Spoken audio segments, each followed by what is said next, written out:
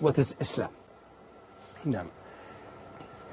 One time the Prophet ﷺ was sitting with his companions, as Umar narrated, radiallahu anhu. A man walked in who had a very dark black hair and a very white bright cloth, and he didn't seem he had a journey, was traveling, and none of us knew him. That's what Umar radiallahu anhu said. He sat next to the Prophet ﷺ with his knees against the knees of the Prophet ﷺ and his hands on his sides, and he said, "Oh Muhammad, tell me, what is Islam?" And the Prophet ﷺ, he said, "Al-Islam, and tashhadu an la ilaha illallah. You bear witness there is no God who deserves to be worshipped except Allah. There are many gods, but the only one who really, the one who deserves to be worshipped is Allah. Wa anna Muhammadan Rasulullah. And Muhammad is the messenger of Allah subhanahu wa ta'ala, who was delivering the message of Allah subhanahu wa ta'ala to mankind and jinkind. And to perform a salah, prayer, 5 times a day, and to pay zakah, charity, whatever you want to call it.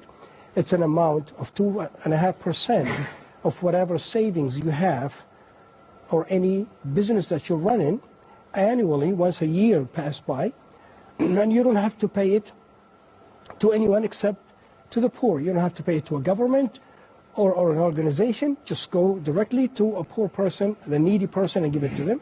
Fast the month of Ramadan, 30 or 29 days a year, which is 1 month called Ramadan, and perform Hajj, which is going to Mecca for pilgrimage once in your life, if you are capable,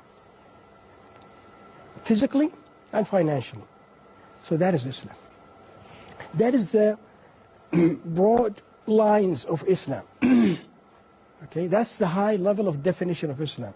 But once you take each of these 5 pillars, there are so much details under these 5 pillars of Islam.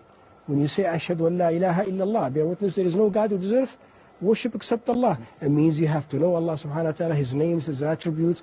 You worship none except Him. You pray to none except Him. You supplicate only Him. You fear only Him.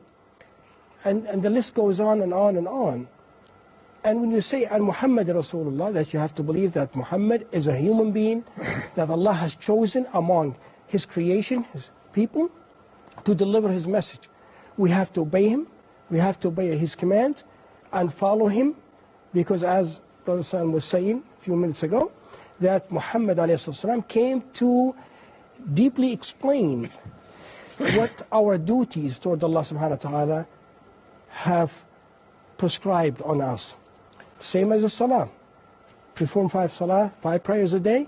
Now you have to know the pillars, the conditions, and the obligations of a salah in order to perform it, and also for zakah and for fasting and for hajj. That means if we will go deeply, if you would like to talk about salat, zakat, and fast, but I mean, in general, the message of Islam to worship Allah subhanahu wa ta'ala alone, and nothing beside Allah, and nothing other than Allah. So that's the most important point here, because there is some borderline for any human being to be in Islam, and that is to bear witness that there is no God who deserves to worship except Allah subhanahu wa ta'ala, and Muhammad ﷺ is a messenger of Allah, and avoid anything that will get you out of this line. Other than that, any human being can commit sins, but Allah can forgive him. Maybe Allah subhanahu wa ta'ala. But he's still a Muslim. He's still a Muslim. Okay, so that's the main line here that you have to follow in order to be a Muslim.